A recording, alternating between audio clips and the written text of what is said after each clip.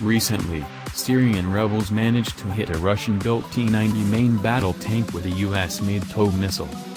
According to sources familiar with the incident, the tank in question was an older Syrian-operated original model T-90, while the missile appears to have been an older TOW-2A wire-guided heavy anti-tank missile.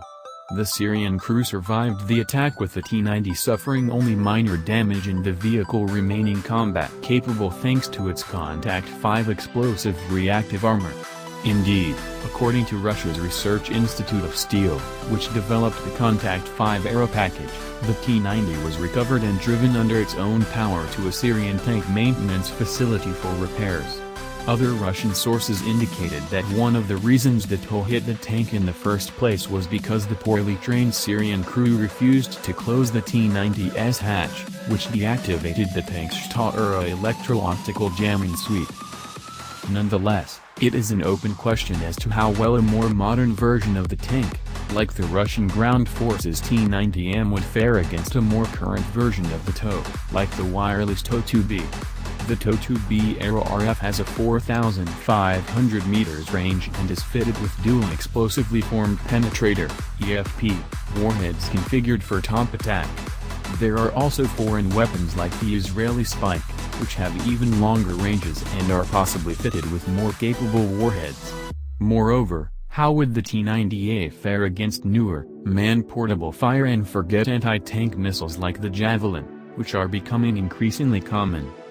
While defeating a Syrian crew with minimal training and obsolete equipment is one thing, it's another matter defeating a well-trained and competent Russian tank crew with the latest hardware. It would be exceedingly unlikely for a professional Russian crew to make rookie mistakes such as leaving the hatch open during a battle knowing full well that it would disable the active protection system. Moreover, the current Russian versions of the T-90 are no longer equipped with the Kontakt-5, instead they are equipped with the relic ERA package.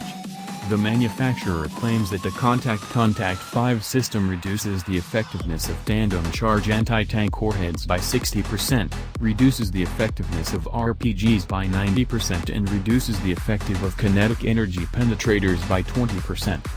The Russians claim the relic is twice as effective as the Kontakt-5 and offers the equivalent of more than 1,000 mm of rolled homogenized armor (RHA) against tandem charge warheads, or the equivalent of more than 800 mm RHA protection versus 120 mm sabots rounds like the U.S. Army's M829A3.